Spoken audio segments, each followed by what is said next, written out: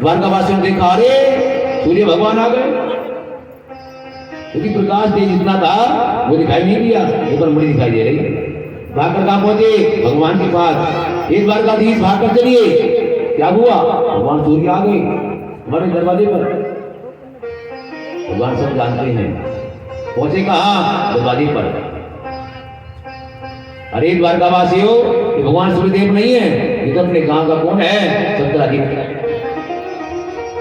भगवान ने कहा, सत्राजित देखो हमारी बात सुनो, ये जो मणि आपने पहनी है इसे हमें दे दो। क्यों? इसे आप पहनेंगे तो आपका सर्वनाश हो जाएगा। लेकिन वो चुप रहा, खड़ा हुआ। सच कहते हैं, अगर कोई व्यक्ति हमारी बात का उत्तर ना दे, इधर उधर देखा मट्टी कुड़े गए न कौन जवाब है, लेकिन मानिए हमारी बात पर गौर नहीं करता, ताज की दृष्टि कहीं घूमती है, मन में चोट छिपा है। भगवान ने फिर कहा, अरे सत्राजित, ये मणि आपके काम की नहीं है, क्योंकि इस मणि से 8 बार सोना मिलता है, और जो उसके पास रहेगी तो वो सनाश हो जाएगा। वो बिल्कुल बोला ही नहीं। भगवान ने कहा, ठीक है जाओ। लेकर चला गया अपने घर। घर पहुंचा, मणि को उतार करके पूजा कक्ष में रख दिया। अब 1 महीना बीता, 2 महीने बीते, उसे बाहर जाना पड़ गया किसी काम से, विदेश। मणि को रखा छोड़ गया वहीं पूजा में। उसका जो भाई है छोटा प्रसेन नाम का, उसने देखा भैया तो गए बाहर, क्यों ना मैं मणि को पहन लूं। और कहां जाऊं? शिकार करने के लिए। क्यों? देखूंगा तो वही किसी को मार दूंगा। मणि को उठाया, गले में पहन लिया, घोड़े पर सवार, तीर कमान लेकर के हाथ में चला। कहां? वनों में शिकार करने के लिए। जैसी वन में पहुंचा, एक बहुत बड़ा सिंह सामने से आया, और सिंह की आंखों में जो चकाचौंध लगी है आज मणि की, जैसे उन्हें मणि पर झपटा मारा, झपटा किस पे लग गया? प्रसेन पर। प्रसेन भी मार दिया, घोड़ा भी मार दिया, एक ही बार में उससे मिले। अब तो मणि जो है, वो मणि उस सिंह के पंजे फंस जाती है। अब सिंह उसकी चकाचौंध से, उसकी रोशनी से भागा फिरता है, कहां जाऊं, कहां जाऊं, कहां जाऊं। भागता भागता कहां पड़ गया वो जाकर के? जामवंत जी गुफा में। बोली जामवंत महाराज की जय। जामवंत और नहीं है, जामवंत वही है, भगवान राम की सेना में सेनापति थे जामवंत जी महाराज। उन गुफा में जाकर पड़ गया, और वहां रहते जामवंत जी महाराज, उनकी पुत्री जामवंती। जामवंत जी ने देखा, अरे सिंह तो बड़ा तगड़ा है और बेटी को मार देगा। तो जामवंत जी ने उसे युद्ध किया और मार दिया। अब देखा इसके पंजे में मणि, तो मणि को जामवंत जी निकाल करके किस दे दिया? अपनी बेटी कन्या जामवंती, बेटी ले खेल से। देखिए भगवान की लीला। कहा तो सत्राजित ने भगवान की उपासना करने के बाद, कई हजार तप करने के बाद मणि को प्राप्त किया, तो कहां कन्या खेल रही मणि से? खेलती नहीं। उधर उनके जो भाई लोग करके आए सत्राजित अपने गांव में, और आकर देखा, पहले कहां पहुंचे पता है? पूजा घर में मणि के पास। अरे मणि कहां है? पत्नी को बुलाया, देवी यहाँ मणि थी और मणि का पता नहीं कहां गई। उसने कहा, स्वामी क्या बताएं, आपके जो भाई प्रसेन है हमारे देवर जी, मणि को पहन करके शिकार खेलने के लिए गए थे, लेकिन कई दिन हो गए लौटे नहीं वापस। अब तो मन में क्या विचार आया, अरे हो ना हो ये कार्य सब कन्हैया का है। क्यों? कन्हैया ने पहले कहा था मुझसे कि मणि मुझे सौंप दो। शांत बैठे रोने लगे। 1 दिन हुआ, 2 दिन हुआ, 2 दिन के बाद कहाँ बैठे? अपनी पत्नी के पास। कहा, देवी देखो प्रमाण तो हमारे पास नहीं है, लेकिन सत्य बात यह है, ये बात कहनी नहीं किसे आपको, ये बात किसे नहीं कहनी। हाँ बताओ क्या बात है? देखो हमारे जो भाई प्रसेन है ना, उनको द्वारकाधीश ने मार दिया और मणि को भी छीन लिया, लेकिन ये बात किसे नहीं कहना, बिल्कुल नहीं कहूंगी। अब भैया स्त्री से कोई बात बता दी जाए वो तो ठीक है, लेकिन ये कह दिया जाए इसे कहना नहीं है तो बात छिपेगी नहीं, क्योंकि एडवर्टाइज के दो ही साधन है आज। कौन कौन से? एक तो मोबाइल और एक स्त्री। बुरा नहीं मानना, लेकिन मानिए एक बार कान में कह दे किसी माता की और पूरे गांव में ना फैल जाए तो कहती है बोली भगवान की। बिल्कुल। अब तो भैया एक दिन हुआ, 2 दिन हुए, 3 दिन हुए, पेट में गुदगुदी मचली, किससे गाऊं किससे गाऊं किससे गाऊं, कहाँ गाऊं कैसे गाऊं, 10-5 दिन हुए, कहाँ पहुंची? एक कुएं के पास जहाँ महिलाएं बैठती थी, जाकर बैठ गई। अरे बहना आओ आओ बैठो। अब जब बैठ गई तो बात चली, सबने कहा पता रुद्रपुर में ऐसा हो गया, वहां ऐसा हो गया, वहां ऐसा हो गया। अब तो उससे भी नहीं छिपी, बहना एक बात बताओ, वहां बताओ। इसे कहना नहीं है, बिल्कुल नहीं कहेंगे, बताओ। हमारे जो देवर थे ना प्रसीन, हाँ हाँ, उनको द्वारकाधीश ने मार दिया। और देखो ये बात नहीं कही। अब तो एक ने एक से एक ने एक से एक ने एक से कहते हुए वो बात पूरी नगरी में फैल गई। बोली द्वारकाधीश भगवान की जय। अब वो बात फैलते फैलते कहाँ पहुंची? उद्धव जी के पास। उद्धव जी हमारे भगवान कृष्ण के परम मित्र हैं। उद्धव ने सुना, अरे भगवान को कलंक लग गया। भगवान कहाँ पहुंचे? उद्धव जी पहुंचे भगवान कृष्ण के पास। उस वक्त भगवान खड़े थे अटारी पर ऊपर। भादों का महीना था, शुक्ल पक्ष था और चोट। उद्धव जी गए, अरे द्वारकाधीश कहाँ हो कहाँ हो? अरे उद्धव क्या हुआ? बड़ी बेचैन हो? अरे क्या हुआ कि मुझे क्या नहीं हुआ, बताओ क्या हुआ? अरे कन्हैया आपको झूठा कलंक लग गया। झूठा कलंक हमें किस बात का? कलंक ये लगा है कि आपने प्रसेन को मार दिया तो बड़ी बुरी चीज लिया। और भगवान कहे उठे, उद्धव हमने आज भला चोच का चंद्रमा देखा, क्योंकि जो हमारे कन्हैया खड़े थे डाली पर क्या कर रहे थे? शुक्ल पक्ष की चोट का चंद्रमा का दर्शन कर रहे थे भादों के महीने में। लेख आता है आज भी कि जो भक्त भी भादों के महीने में शुक्ल पक्ष की चोट का चंद्रमा देखते हैं उन्हें झूठा कलंक अवश्य लगता है। लेकिन मानिए अगर हमें धोखे में दर्शन हो जाए, मान लो बैठ जा रहे हैं कहीं या खड़े हैं, धोखे में दर्शन हो जाए तो क्या करना चाहिए? 3 अध्याय में छिपी है समर्थनमणि कथा, या तो पढ़ लें या सुन लें, तो उसको बाहर जाता है। कन्हैया कहते हुए कि हे उद्धव जी हमने भला चंद्रमा देखा, झूठा कलंक लग गया। अगर कन्हैया ऐसी बात को करें, अगर सारी गोपिकाएं खड़ी कहाँ अटारी पर क्या देख रही है? चंद्रमा को। कहती है चौथे चंद्रमा हम आपका दर्शन कर रही हैं, और हमें झूठा कलंक ले जाए इस बात का कि कन्हैया के प्रेम में दीवानी हो गई, बोली भगवान की है। हमें कलंक लग जाए, सारा जमाना हमें कहने लगे कि कृष्ण के प्रेम में दीवानी है सारी गोपिकाएं। तो आज सारी गोपिकाएं बड़ी प्रेम से गाती हैं कि मैं कान्हा की दीवानी बन जाऊंगी। सारी गोपिकाएं प्रार्थना करती भगवान से कि प्रभु हमें दोष लग जाए, कलंक लग जाए कि भगवान कृष्ण के प्रेम में दीवानी हो गई, बावली हो गई। ऐसे भाव है सारी गोपिका।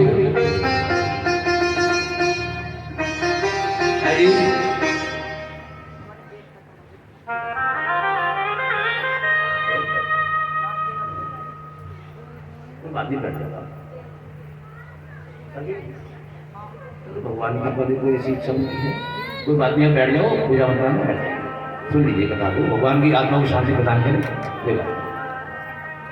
देखिए भगवान की लीला में होता रहता है, तो इसकी इच्छा के अधीन सब है। होली माँ की हरिलाल की।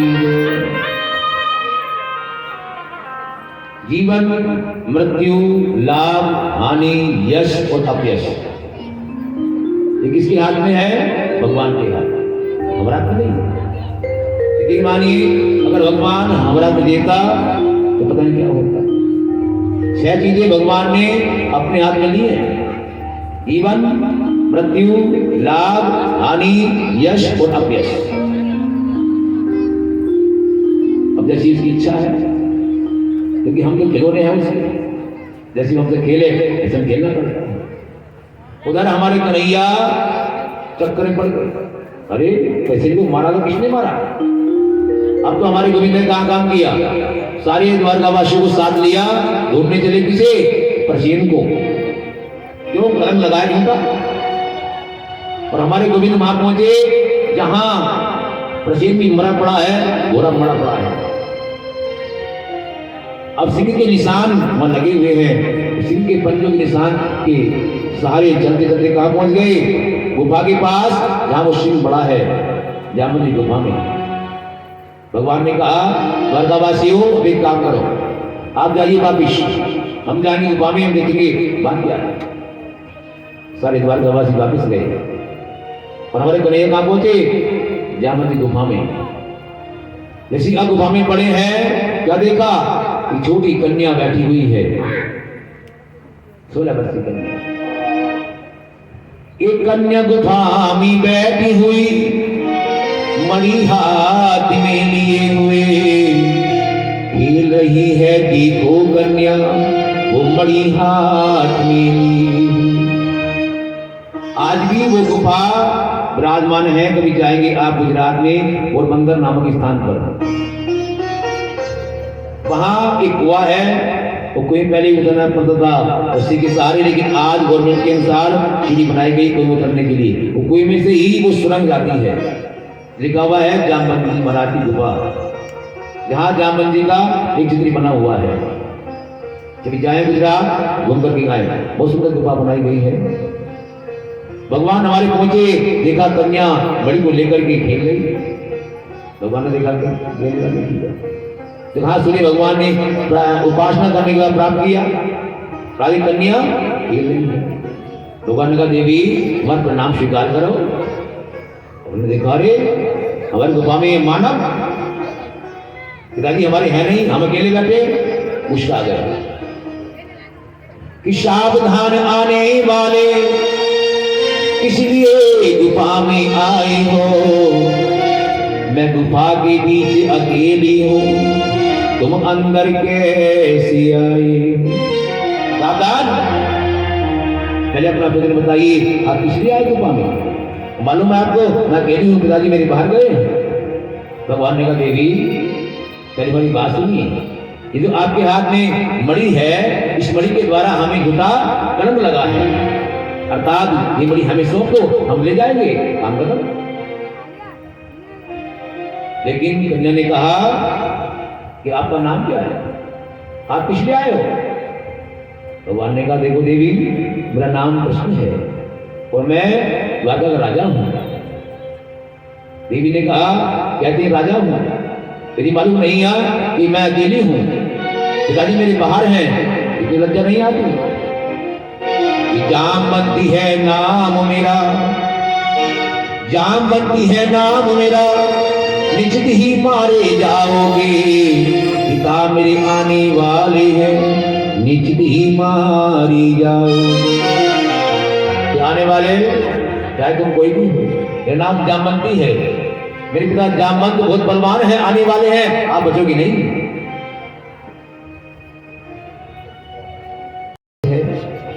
मणि आप मुझे दो। लेकिन दोनों बात हो ही रही थी, कौन आ गए? जामवंती महाराज।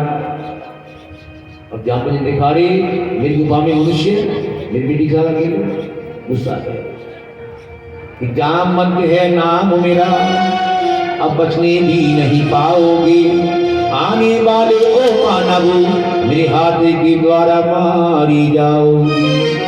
दोनों पास आए हो। भगवान ने कहा, जामवंती महाराज मेरा नाम कृष्ण है, मैं द्वारका का राजा हूँ, ये जो मणि आपकी बेटी के हाथ में है ये हमें सौंप दो, हम ले जाएंगे। लेकिन जामवंती नहीं माने, कहने लगे, अगर मणि चाहते हो तो पहले आपको मुझसे युद्ध करना पड़ेगा। क्योंकि जामवंती कौन है? जो भगवान राम के सेनापति थे। जब भगवान ने विजय प्राप्त की तो मीटिंग बैठाई गई त्रेता युग में, कहा भैया से जो मांगना है मांग लो। सबने सब कुछ मांगा, जामवंती बैठे अकेले आराम से। भगवान ने कहा, जामवंती आप काफी मांगो कुछ। जामवंती खड़े हो गए, बोले, श्री राम आपसे क्या मांगू? तो फिर बताइए प्रभु, एक इच्छा है। बताओ क्या इच्छा है? इच्छा ये है कि मेरे जो बलवान, मेरे समान जो बलवान है तो रावण और एक आप। तो प्रभु रावण को तो आपने मार दिया, अब रहे आप, तो अगर इच्छा हो तो दो हाथ हो जाए, बोली गोविंद भगवान की। भगवान राम ने कहा जामन जी महाराज अब दो हाथ में होंगे नहीं, क्योंकि मैं आपका स्वामी हूँ, आप इस बार तुम्हारे अब हाँ वरदान देता हूँ आपको, द्वापर में मैं आऊंगा तब तो आपकी इच्छा अवश्य पूरी करूंगा। जामवंत जी ने ये विचार भी है कि भैया ऐसा ना हो कौन भगवान हो तो हरी से लड़ते हैं, जब रीछ हो चाहे वो सिंह हो चाहे मनुष्य हो, क्या पता किसी को भगवान आ जाए। भगवान ने कहा जामवंत जी महाराज हमारी इच्छा नहीं है करने की, लेकिन जामवंत जी बार बार कहते हैं अगर मणि को चाहते हो तो करना पड़ेगा। अब भगवान नहीं माने तो करना शुरू कर दिया। 27 दिन हो गए युद्ध करते हुए, ये कोई किसी से नहीं हारता। 28वां दिन हुआ, भगवान ने सोचा बात नहीं बनेगी, जामवंत जी को पकड़ा और फेंक दिया ऊपर। जैसे ऊपर फेंका जामवंत जी गिर रहे ऊपर से, गिरते हुए भगवान के पक्षस्थल आ गया हाथ में। तो जैसे वो नीचे खींचा, जामवंत जी ने देखा भगवान के हृदय पर भृगुशी का चिन्ह बना हुआ है, पहचान गई ये तो भगवान है। अरे मैंने बड़ा गजब कर दिया, चरणों बैठ गए, कहा प्रभु क्षमा करिएगा मैंने आप युद्ध किया। भगवान ने कहा जामवंत जी याद करो अपने वरदान को, आपने वरदान मांगा था कि मेरी युद्ध करने की इच्छा है, तो क्या आपकी इच्छा पूरी हुई है और कसर है? जामवंत ने कहा प्रभु अब तो अंग अंग शांत हो गया, कोई इच्छा नहीं है, बोली कि भगवान की जय। लेकिन सुनिए प्रभु मणि मैं अब भी नहीं दूंगा आपको, मणि अब भी नहीं दूंगा। क्यों नहीं दोगे? क्योंकि ये मणि मैंने अपनी कन्या को दान में दे दी। प्रभु जो चीज दान में दे देते हैं उसे वापिस नहीं लेते, भगवान ने क्या करना पड़ेगा? जब मैंने कहा मणि चाहते हो तो मेरी कन्या से विवाह करना होगा, बोलिए गोविंद भगवान की जय। भगवान ने देखा बीज कन्या, भगवान ने देखा रे बीज कन्या, लंबे लंबे बाल, लंबा मुंह है, लेकिन देखिए भगवान ने एक बार मना भी नहीं किया। भगवान ने कहा ठीक है कर दो, चलो करो। अब जामवंत जी महाराज ने अपनी कन्या का हाथ भगवान के हाथ में सौंप दिया, तो बड़ी दे दी, लो प्रभु आप जाने, आप काम ले जाओ। अब भगवान जामवंत जी को लेकर के बड़े आगे, विचार आया मन में, और इसे लेकर जामवंत नगरी में तो क्या कहेंगे लोग बाग, इसे लेकर आया ऋषि कन्या। तो भगवान ने अपना पीताम्बर उतारा, उठा दिया जामवंत जी का। जामवंत जी अपना तन ढक लो, और सुनो रास्ते में कोई बोले बोलना नहीं है। दूसरी बात, जब महल में जाएंगे हम अंदर, तो महल में दाईं ओर एक कक्ष है, एक कमरा है, आप जाकर क्या काम करना है? तुरंत किवाड़ खोल करके पड़ जाना। कोई कितनी आवाज भी दे कुंडी मत खोलना, बोली गोविंद भगवान की जय। तो इस बीच की भाषा पता क्या होती है? जब तो ठीक है। अब भगवान लेकर चले अपने महल में। रात का समय, उधर रुक्मणी परेशान, भगवान को जाए 28 दिन हो गए आए नहीं लौट करके, कभी इधर घूम रही। रात के 12 बजे की बात, जैसे भगवान लेकर पहुंचे जामवंती को महलों में, जामवंती दिख रहा है कमरा? हाँ दिख रहा है, जाओ एकदम अंदर। अब जैसी जामवंती चली कमरे में बढ़ने के लिए, वो दरवाजा बंद कर दिया, रुक्मणी ने देख लिया। रुक्मणी बोली अरे प्रभु बंधन आपको, देवी आप जाग रही हैं? प्रभु कहानी बनाई, हमें 28 दिन हो गए। और हाँ प्रभु अभी आपके साथ में स्त्री आई थी, वो कहाँ है? भगवान का स्त्री हमारे साथ हो ही जाए। नहीं प्रभु अभी आई, और वो अभी इस कमरे में बनी।